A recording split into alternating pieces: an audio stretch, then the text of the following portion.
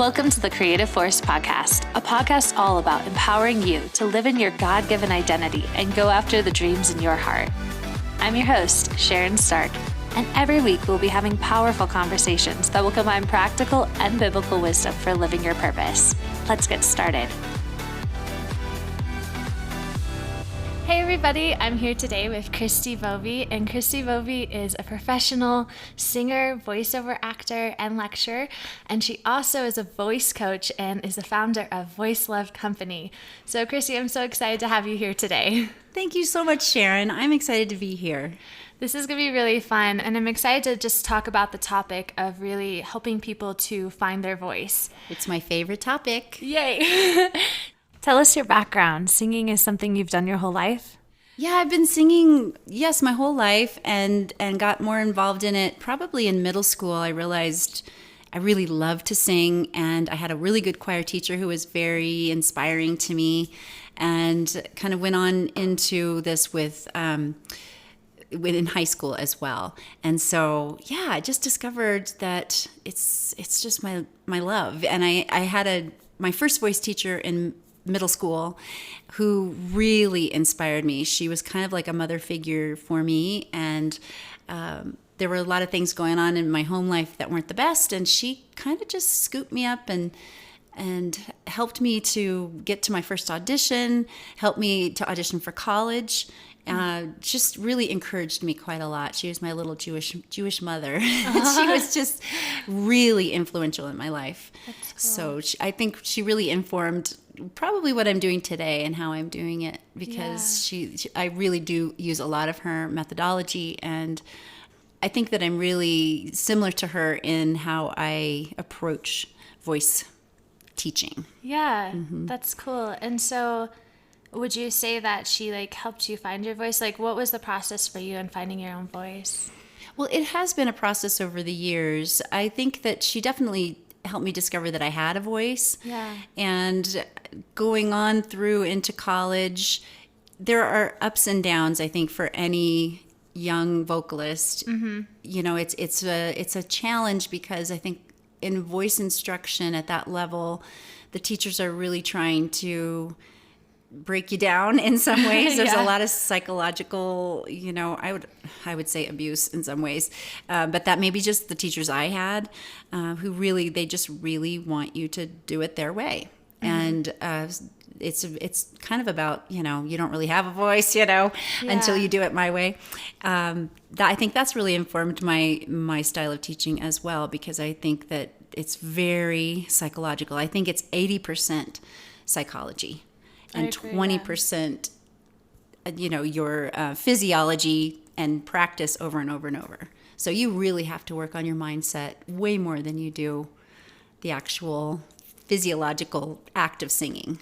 Yeah, I agree with you. So many times we have that inner critic, and we're just really critical for ourselves. What would you tell people to, I guess, get out of their own head and to be more confident in their voice? Well, it really is about training your mind to think better thoughts about yourself.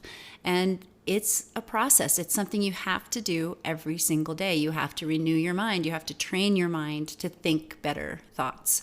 And of course, as believers, the Bible tells us that we have to renew our minds through His Word. And I really think that He's telling us that because He knows if we don't continue, it's like you are a computer. Your brain's a computer, and you have virus code that's been deeply ingrained in there as a youngster, a child, whatever, messages, even just from peers or experiences you've been through, stuff that it just kind of sticks to us, and it tells us the wrong things. If we're able to actually combat that by putting in new code that tells us different messages about ourselves, there is so much power in that, and being able to actually walk in victory rather than defeat, about just your whole life. I mean, to me, it's a lifestyle. It's not just something you just do once and hope it sticks. You have to do it every single day. Retrain your brain, put new code in there to combat the old. That's so good. I feel like you're starting to get into it, how God has played a role in your whole creative journey. Can you just share more with us about that? Yes. Well, I wasn't a Christian until I was 19. And God really impacted my life strongly in that I was really searching. And when I prayed to receive Christ, I was by myself in my dorm room, and I was listening to a cassette tape of a sermon, of all things, because I was just desperate. And I prayed the prayer that they prayed on the tape, and immediately felt peace. Wow. And my whole life trajectory from that moment on completely changed. And so I really see that God has just totally, revolutionized my life and made it so beautiful. Every step of the way, He has been just a huge part. He's my best friend. We talk all the time. he's telling me, where to go and what to do and how to do it. And oh my goodness, I can't live without him, So he's a huge part of my life for sure. That's awesome. You posted something on your Instagram actually recently, and it said the moment you accept responsibility for everything in your life is the day you claim the power to change anything in your life. And I really resonated with that. That was just an awesome quote. Can you just share more about that and what that means? Well, I think that it's so easy to blame everyone else for why you're messed up or why something didn't work out. And I think it's really important that you take responsibility for everything, even the things that maybe weren't even your fault, but yet you can say, okay, I had a part to play in this, and I'm going to take responsibility for it and move forward, rather than when we stay in a place of blame, we're stuck. Yeah. We're not able to grow and move forward.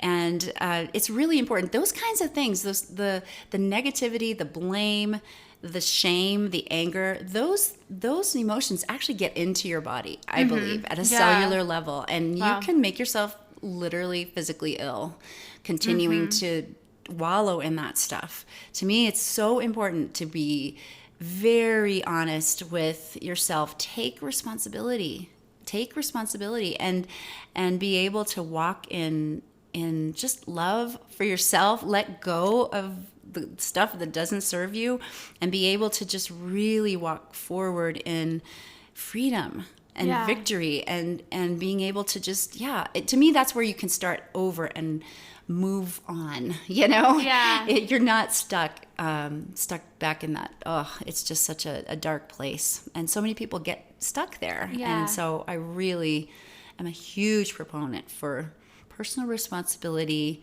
It's just healthier for you emotionally. Yeah, I think the interesting thing is too, as believers, I know that I've done this, is that sometimes, I don't know, we just expect God to do everything, or we put the blame on God, and instead of putting in the hard work ourselves, we're just it's just going to happen. Right. Oh, yes. Yeah. Sometimes I've heard people say, well, God made me do this, or God made me, sound this way or whatever. It's don't blame God for that. You needed to get in the practice room just a little bit more. And I do think, for younger vocalists coming up, it's really important that you do spend the time practicing, get in there and actually get your physiology in line with what you're wanting to do. And it does take hours and hours of work. It really does. And it's work. It's time well spent. It's time well spent. It's not a waste of time. And I think you've got to change your relationship with the process. The process is something that I have fallen in love with, to the point that I'm in the trenches with people every day working with their voices, and I absolutely love it. To me, it's the most beautiful thing to see a young singer start to put it all together. Something just clicks for them, and they get everything in alignment, their breathing's in alignment, and suddenly the sound finally comes out. They relax enough to let it just flow. And that is just the best moment for me. Just watching someone be born or something. I don't know. Watching a singer be born. I love it. Yeah. That's amazing. Can you tell us more? Because you are a voice coach, and I've had the privilege of actually taking some classes with you, which is amazing. And you do online coaching. Can you tell us more about your company and just how you got started doing that? Sure. Well, I started teaching voice back in 1990. Wow. I know. It's a long time ago.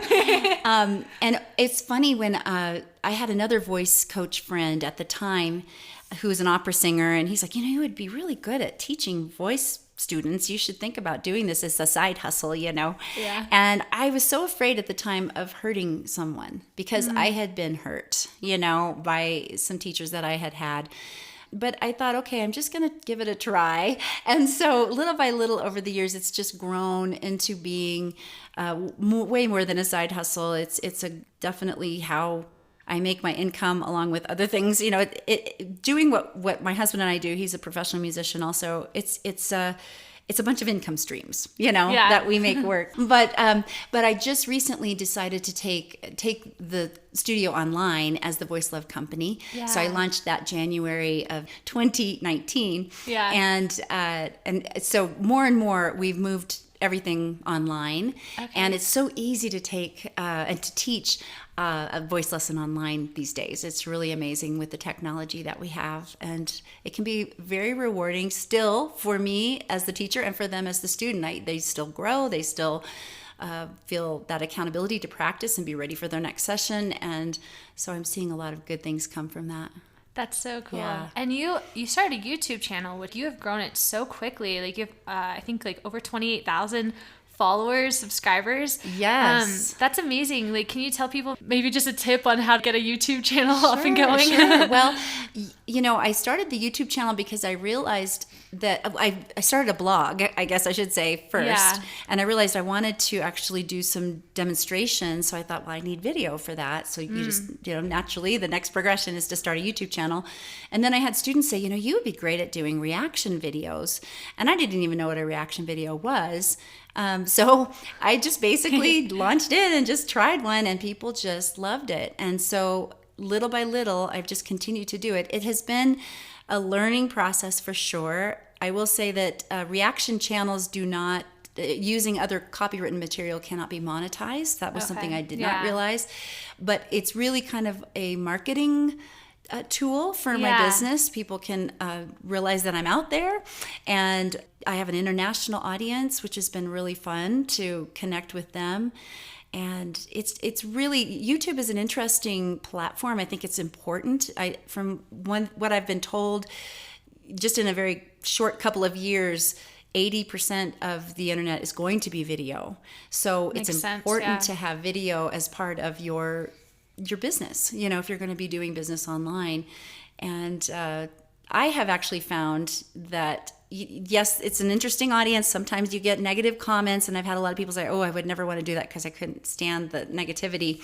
But I think you attract what you're putting out. And I've really tried to put out a lot of positive content. Yeah. And if anything gets negative, I just pull the video down. I've had to do that a couple of times.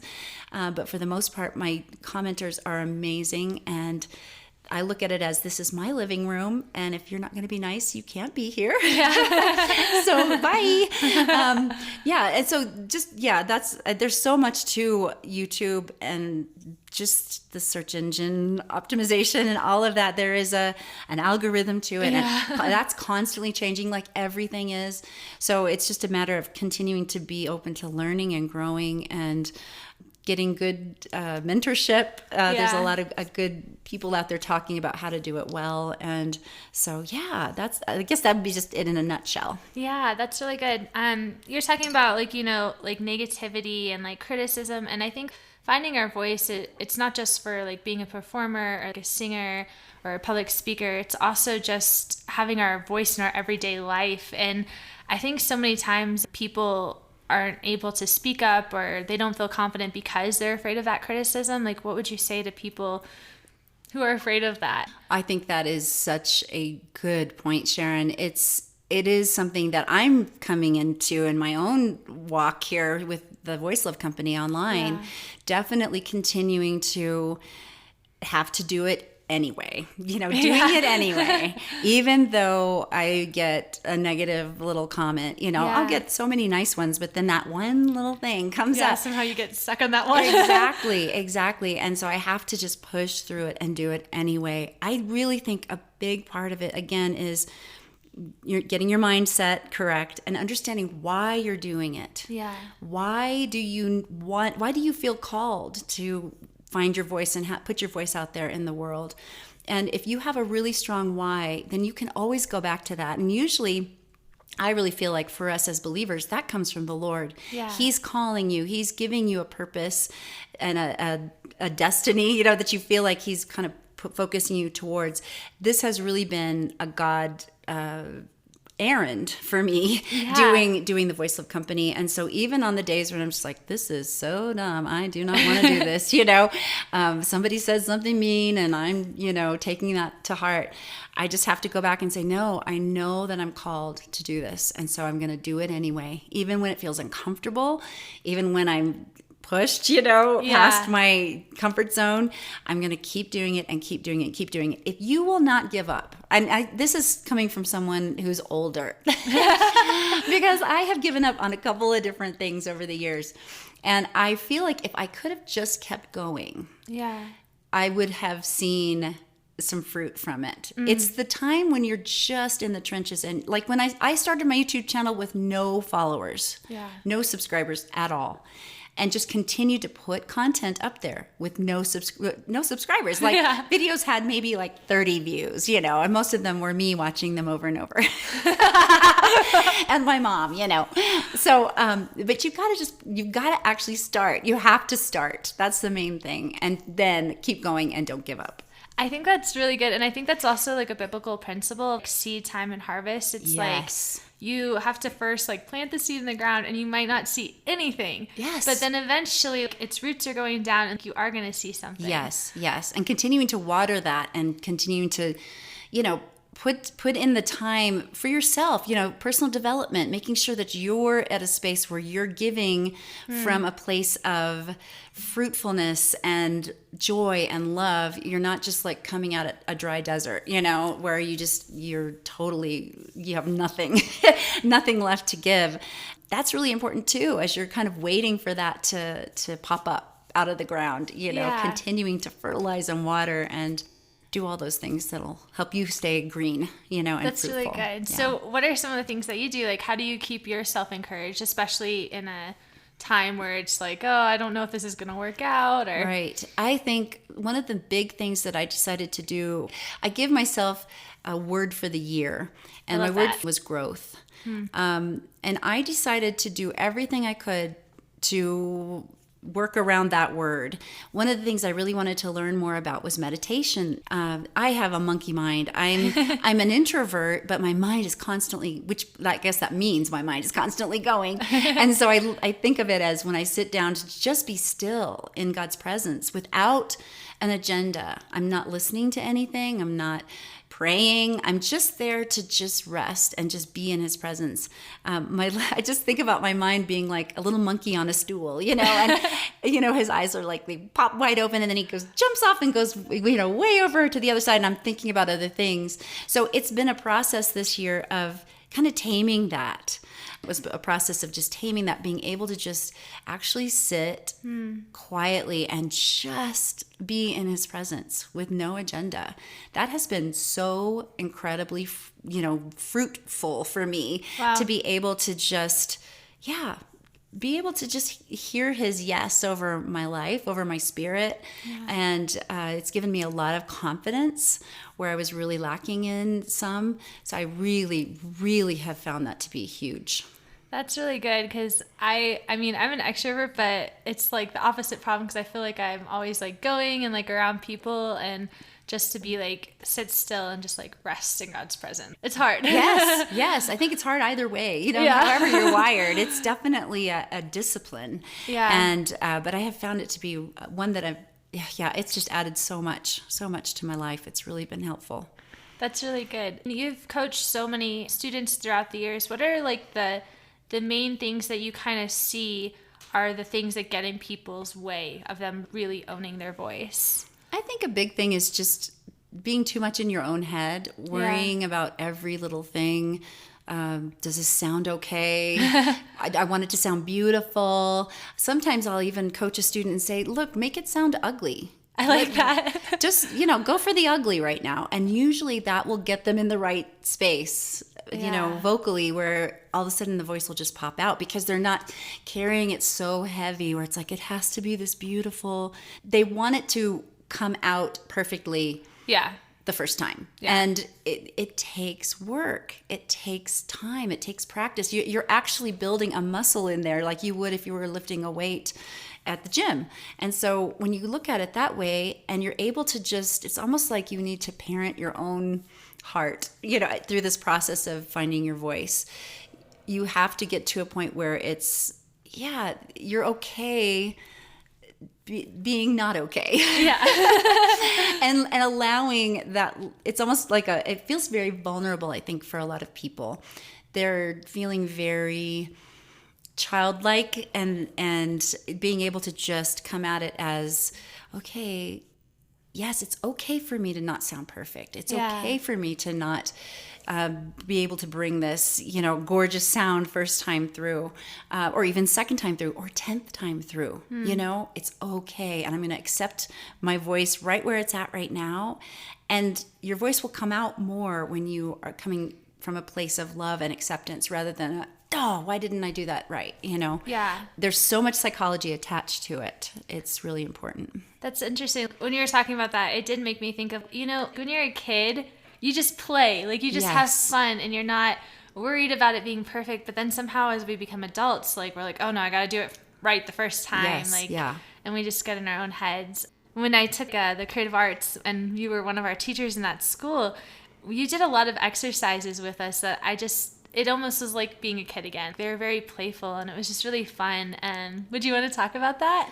Well, I think that, the Bible says come as a little child. Yeah. And I don't think that's a one-time invitation. I really feel like God wants us to come as little children all the time. He wants us to have that kind of playful dependence on him where he's our daddy and we're able to just rest in the joy of what he's done and what he is doing, continuing to do through us. And it does take a measure of playfulness mentally to be able to be like, okay, I'm just not gonna care. I'm just not gonna be the adult who, has to have everything together all the time. Yeah. I really feel like for my generation, we were just coming out of this never let them see you sweat. That was an ad at the time when I was kind of coming of age. Yeah. And I think that there's been that hold over leadership, even in church, where it's like, oh, you never want to let anybody see your authenticity. And I think for you guys, what is wonderful now is authenticity is what people are looking for. People want to see that you're not perfect. They want to see that.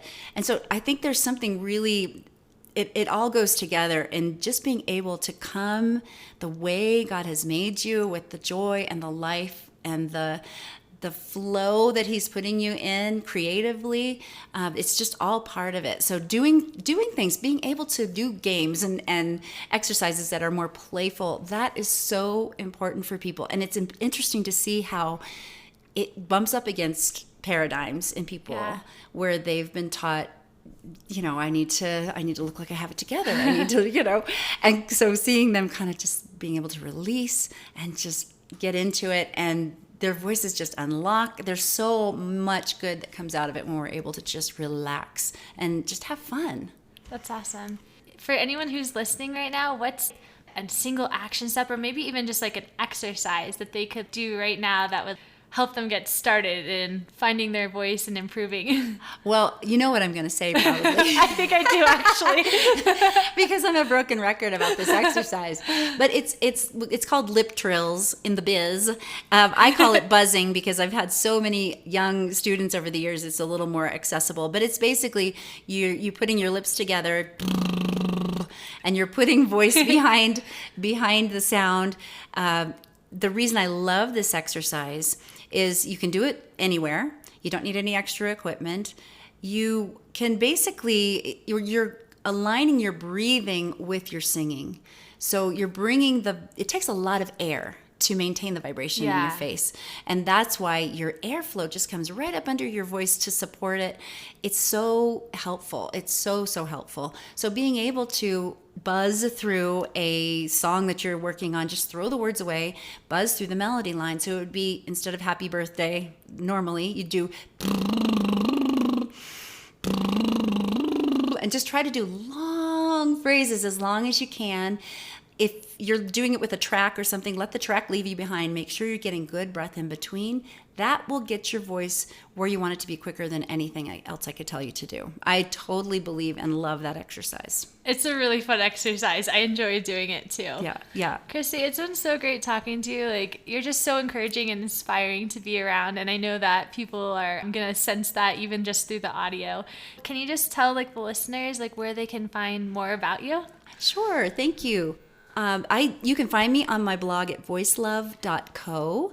You can find me on Instagram at The Voice Love Company, and I have my YouTube channel at The Voice Love Company. And I'd love to see them anywhere, any of those places. That'd be great. Thank you, Christi. Sharon, thank you so much. Do you have big dreams but no idea how to get there? Do you struggle with accomplishing the things that are most important to you? If you answered yes to those questions, I would like to offer you my free workbook called How to Get Unstuck, a free guide on how to get unstuck and live your dreams. This resource is full of tactics I use to help get me unstuck, and I believe that they will do the same for you. You can download this free guide on my blog at youareacreativeforce.com. The show notes for today's episode are available on my blog at youareacreativeforce.com, as well as other resources and inspiration to go after your dreams.